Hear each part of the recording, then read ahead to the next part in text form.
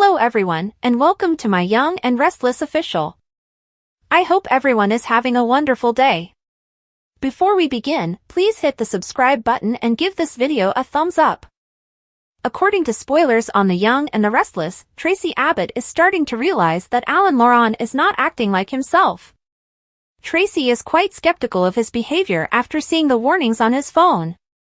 Will Traci be the one to expose Alan's deception? Alan Laurent's brother is well known to Traci Abbott, who has met Martin Laurent and is aware of his potential for trouble. Regretfully, Martin is thought to be deceased. Has Martin regained control of Alan's life after he somehow survived that fall? What on earth is going on with Traci's bizarre phone messages and finances? Traci has already experienced Alan's abrupt departure and his insistence that she join him later. For their wedding, Alan says he wants to plan a surprise.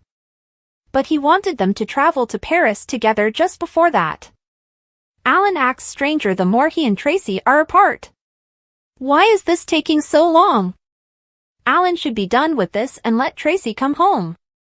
Traci Abbott tells Jack Abbott she's afraid of something that's going to happen.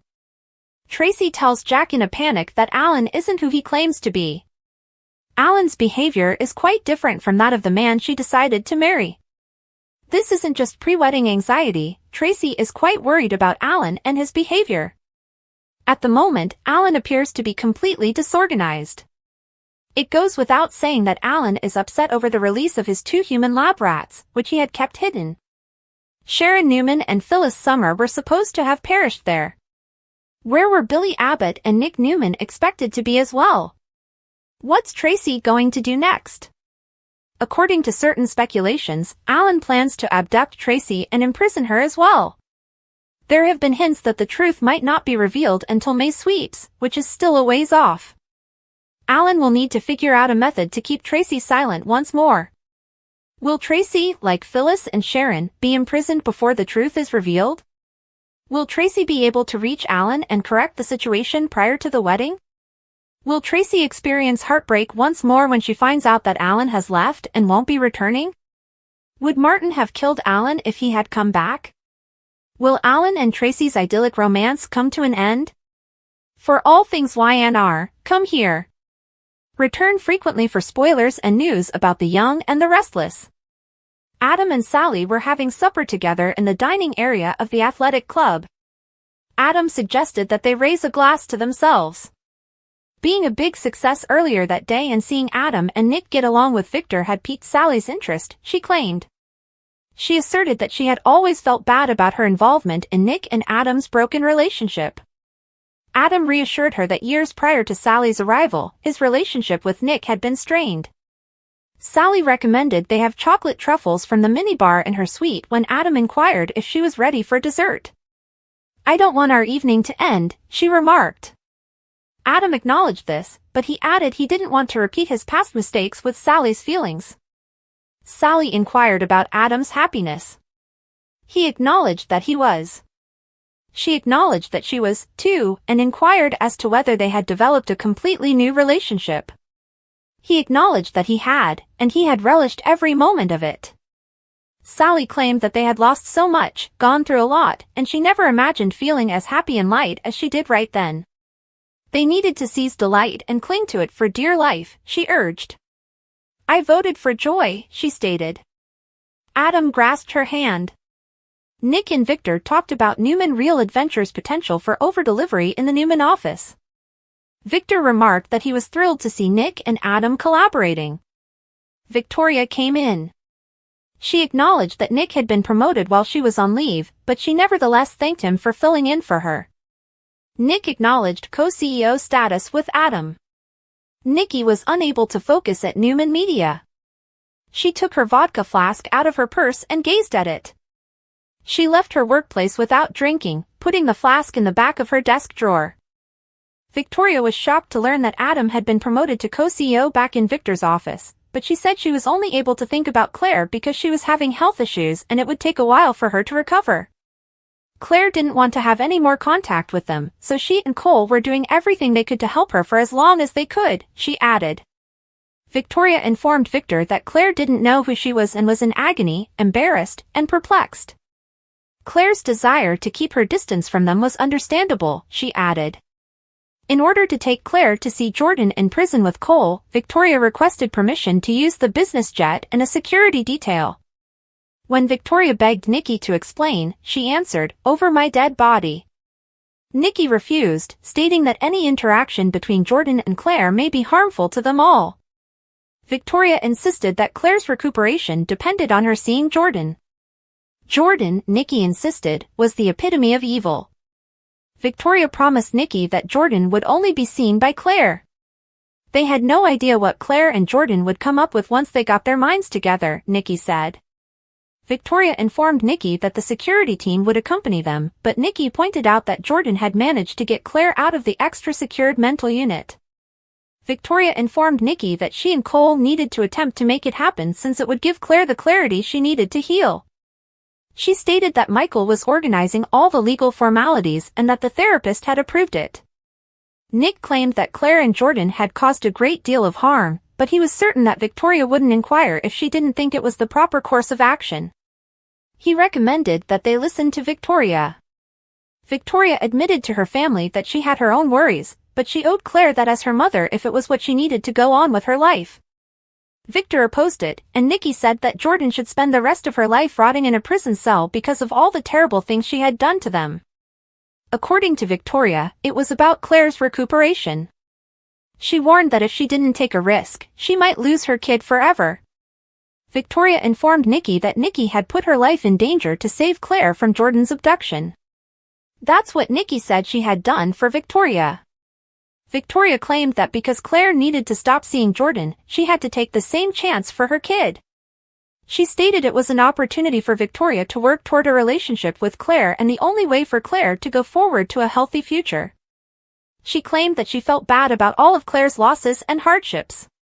Although she was aware that she couldn't go back in time and make any changes, she could assist Claire in discovering her identity and the one that Jordan had stolen from her. Nikki informed Victoria that there have been other robberies than Claire. Victoria reminded Victor that he had taught them that family always came first, no matter what, and that Claire shouldn't have to pay for anything more than she already had.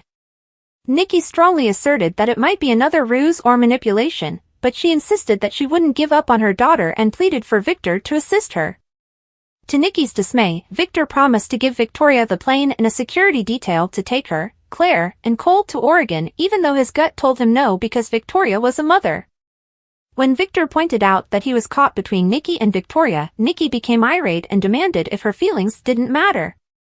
Victoria expressed regret for adding to Nikki's suffering, but she questioned how she could turn Claire away if doing so was necessary for her to go on and have a future of some kind. Nick informed Nikki that he backed Victoria and that he would accompany her if she so desired. Nikki spat that she hoped Victoria wouldn't regret it as she was walking away. Nick observed that Nikki appeared unsteady. "Is Nikki okay?" he asked Victor. Although Victor said Nikki was battling for her life, he was aware of her strength and knew she would fight to the end. When she got back to her office, Nikki opened the drawer on her desk, took out the flask, and drank deeply while trembling. Victor wanted to go inside Nikki's office a few moments later, but the door was shut. Sitting on the couch, Nikki drank. He asked if she was inside when he knocked. Victor fled when she didn't respond. Nikki kept drinking. Nate asked Victoria how Nikki was doing at Crimson Lights, hoping she was winning her fight.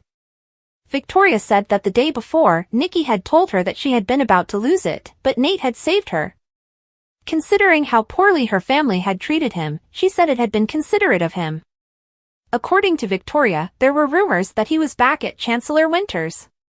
He expressed his appreciation for the second opportunity to work alongside his family.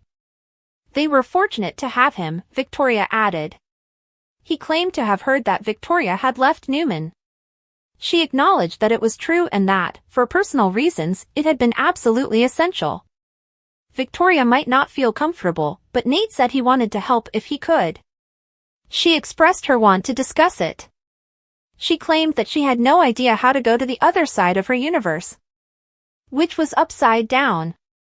Nate was informed by Victoria that Claire Grace was her daughter. She clarified that Claire was the baby whom she and Cole had thought had passed away after she was born, but that her great-aunt Jordan, who detested the Newmans, had taken Claire from the hospital. According to her, Claire was brought up to believe that Victoria had not desired her by Jordan. She said that after winning Nikki's trust, Claire had enticed her to a distant place where she had held Nikki captive. Claire had been brought up on lies, hatred, and the assurance that she would one day be able to punish that horrible Newman family. Jordan, she claimed, had hooked Nikki up to an 4 containing alcohol. Nate was horrified and informed Victoria that Claire had been brought up as a weapon against her. According to Victoria, they were making every effort to provide Claire with assistance.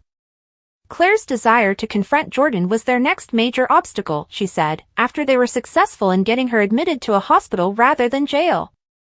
Victoria informed Nate that she wished for Claire to have all that Jordan had taken away from her and to find happiness and serenity in the midst of everything. She hoped Jordan wouldn't harm Claire once more. Supporting Claire was the correct thing to do, according to Nate.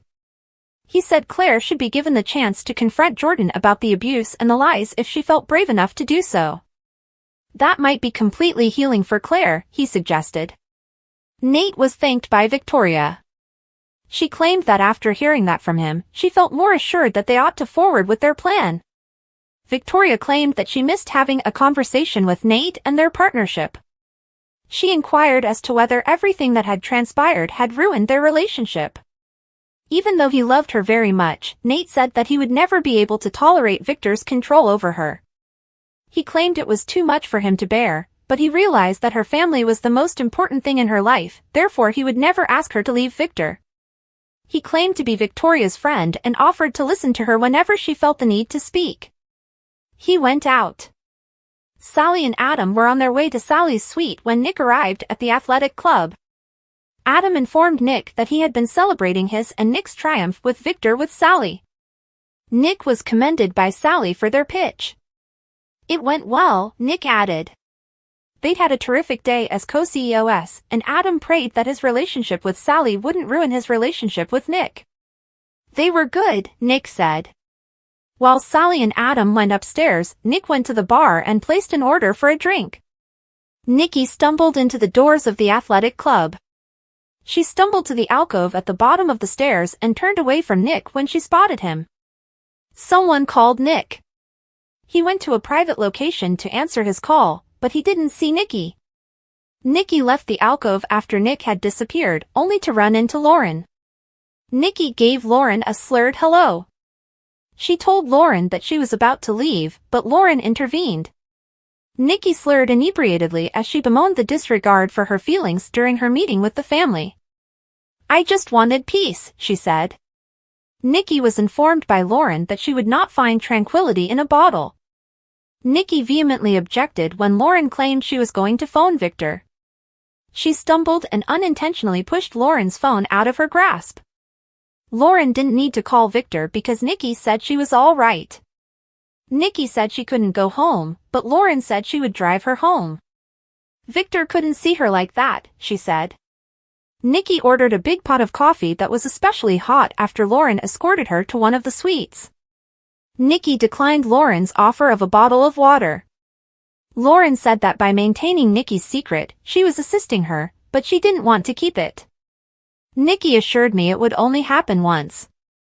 Nikki wasn't in a position to guarantee that, according to Lauren. Lauren was asked by Nikki if she believed she was intoxicated. Lauren said that Jordan was to blame for Nikki's condition and that she had an addiction. She claimed to be aware of how much Nikki's sobriety meant to her and to be working extremely hard to regain it. Nikki laughed and said that she wasn't fighting hard enough because she had nearly fallen through the doors of that upscale business, which Nick and everyone else in Genoa City could see. Nikki wasn't the only one, Lauren insisted. Nikki inquired as to why she felt so isolated. The coffee came. Nikki took a drink of the cup that Lauren had poured her, frowned, and urged Lauren not to worry about her. She stated that she wanted to go to sleep but didn't want another drink. According to Lauren, Victor was likely anticipating Nikki's return and would be concerned about her. Victor contacted her 10 or 12 times a day, asking her where she was and what she was doing, according to Nikki's complaint. Nikki's phone rang as if at the perfect moment, and it was Victor. Nikki informed Lauren that Victor would be aware if she responded. Lauren was instructed to respond. Lauren informed Victor that Nikki was with her when she answered the phone. She said that Nikki had saved her during an emergency at Fenmore's. They would very likely be working into the night, she said. If Nikki had been drinking, Victor inquired. Lauren acknowledged that Nikki had. In addition to asking Lauren to watch Nikki, he promised to speak with her when she got home. Lauren vowed never to lie to Nikki again after hanging up the phone.